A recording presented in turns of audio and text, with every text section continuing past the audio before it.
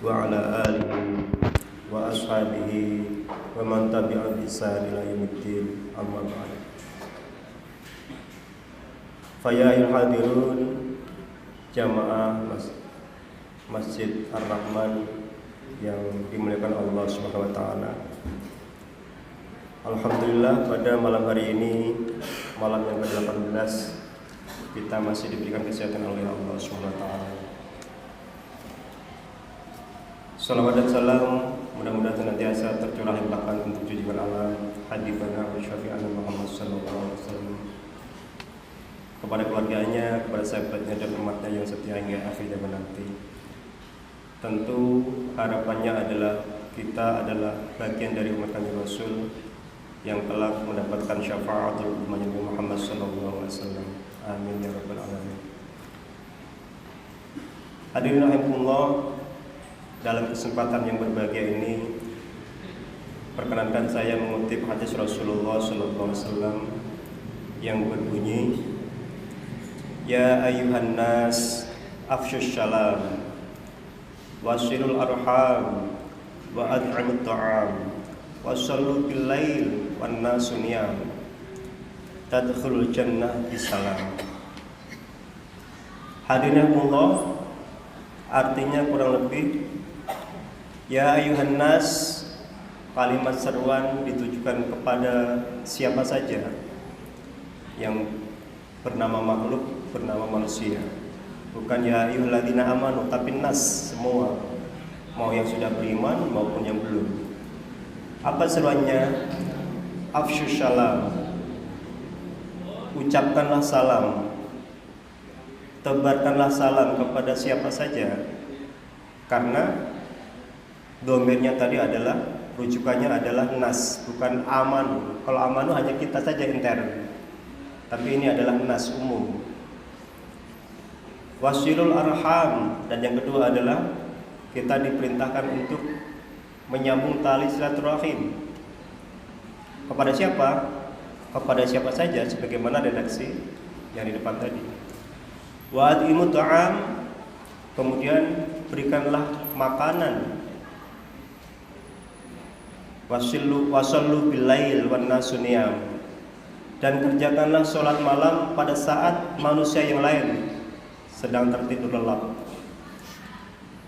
Kemudian ditutup oleh Rasulullah, tadkhulul jannah bisalam, maka silahkan Anda masuk surga dengan damai, tentram, tanpa rasa takut. Nah, Bapak sekalian, saya ingin memulai redaksi hadis ini dari sisi matan. Ya ayuhan nas. Hadis ini menurut para ahli hadis, asbabul wurudnya adalah ketika terjadi perselisihan di Madinah, ketika awal-awal Rasulullah SAW sedang membangun Madinah, di mana masyarakatnya sangat heterogen, majmuk. Ada yang masih Nasoro, ada yang sudah masih Majusi, ada yang sudah beriman. Jadi masih majmuk. Lahirnya hadis ini karena adanya persengketaan, perselisihan antara umat di Madinah, sehingga Rasulullah memberikan satu seruan, ya ayuhan nas, wahai para manusia. Afsus salam, untuk kita diperintahkan menebarkan salam, tidak hanya ucapan tapi juga perilaku kita. Bapak sekalian, hari-hari ini kita sering melihat juga teman-teman kita sering sekali, tiap kali ketemu bahkan menebarkan salam, mengucapkan salam kepada kita, tapi tidak nyambung sampai ke hati. Kenapa? Karena dia hanya memaknai afsus salam itu letterlek. Yang penting saya sudah mengucapkan salam kepada orang yang saya temui dan teman kita yang muslim gitu. Tapi ikatan batinnya tidak sampai, sehingga ya hambar saja ketika kita diucapkan salam teman kita. Apalagi mohon maaf, hari ini kita banyak disuguhi perbedaan paham, sehingga kadang-kala ada ketidaknyamanan dalam diri kita, padahal dia berucap salam kepada kita. Tapi kok nggak nyambung ya? Nah ini Bapak sekalian, mari afsus salam yang dimaksud oleh Rasulullah adalah tebarkan salam, ucapkan salam, bermakna hakiki. Lahirnya, dohirnya kita berucap salam, tapi berikutnya tahapannya adalah bagaimana kita membangun persaudaraan, perdamaian itu. Nah ini Bapak sekalian, sehingga redaksinya berbunyi ya ayuhan nas, bukan ya ayyuhalladzina amanu atau ya ayyuhal muslimun, tidak. Jadi siapapun penduduk Madinah waktu itu yang masuk dalam kategori sebutan ini adalah semua. Oleh karena itu kemudian kita di Madinah waktu itu Ansar dan Muhajir sedang jadi motornya.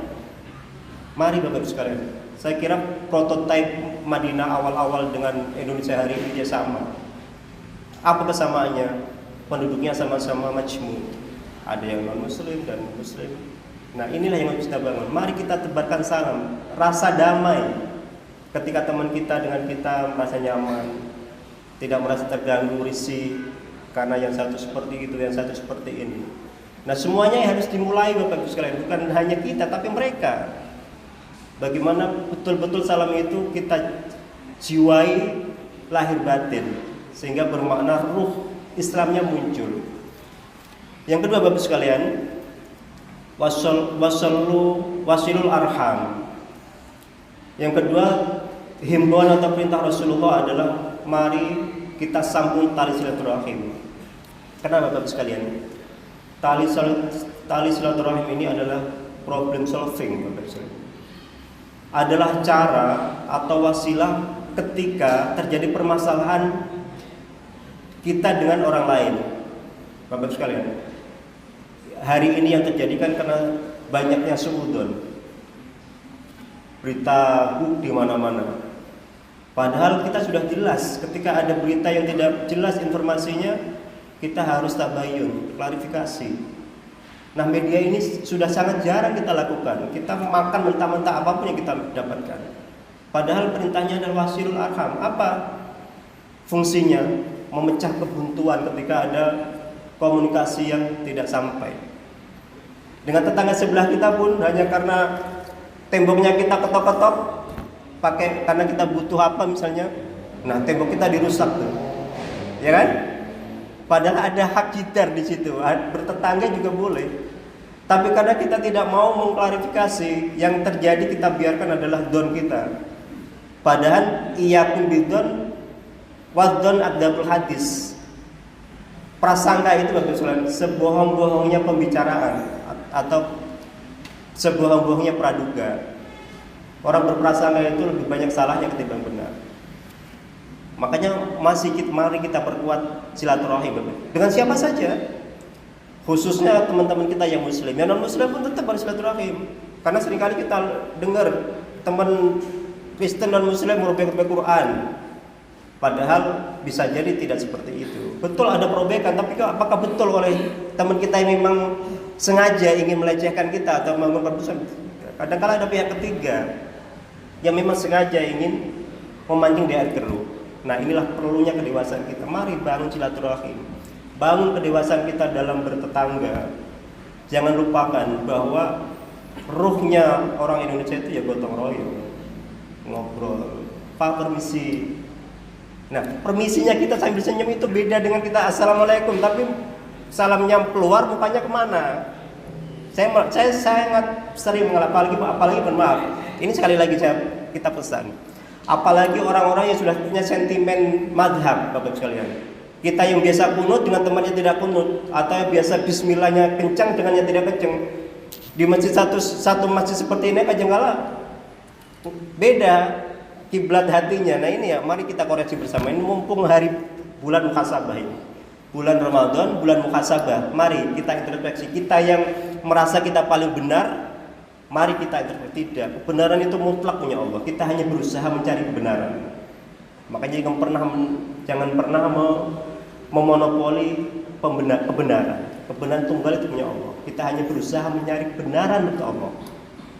Makanya ketika ada orang yang berbeda dengan kita harus bersyukur. Mungkin gurunya seperti itu, atau mungkin karena kita yang tidak tahu dalilnya. Nah itu cara terbaik supaya kita tidak terjebak pada suudzon. Yang berikutnya, Bapak Ibu sekalian, wa at'imut ta'am. Dalam masyarakat yang majmuk seperti ini, apalagi disparitas kaya miskin itu sangat tinggi, maka yang paling baik adalah bagaimana kita membangun solidaritas sosial kita. Teman-teman kita yang kurang baik ekonominya, mari kita bantu.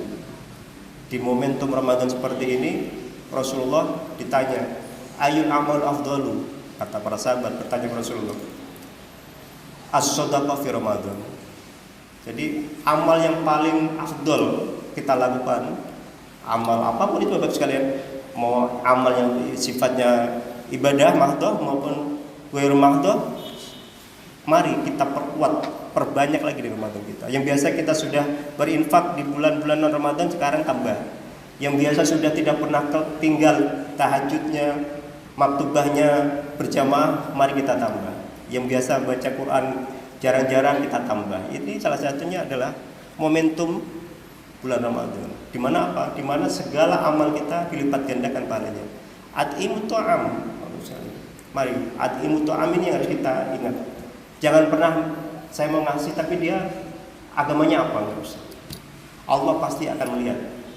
Dan pasti kita akan dibalas di luar yang kita duga-duga. Maka ketika kita memberi, tutup mata kita, berikan saja.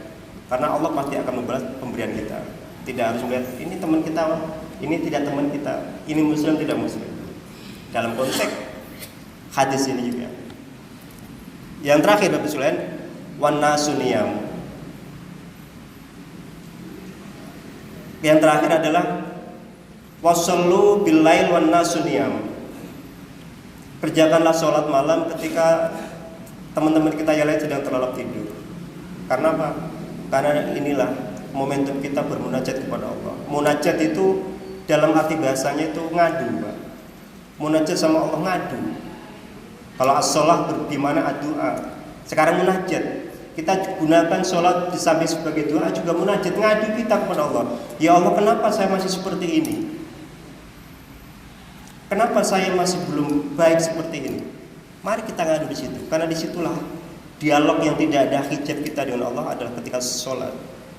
Aktiru bisujud, kata Rasulullah. Ditanya, ya Rasul, tolong bantu saya masukkan nanti di surga. Kata Rasulullah, fa'aini, bantu aku juga dong. Dengan apa? Aktarus sujud. Nah, apa itu?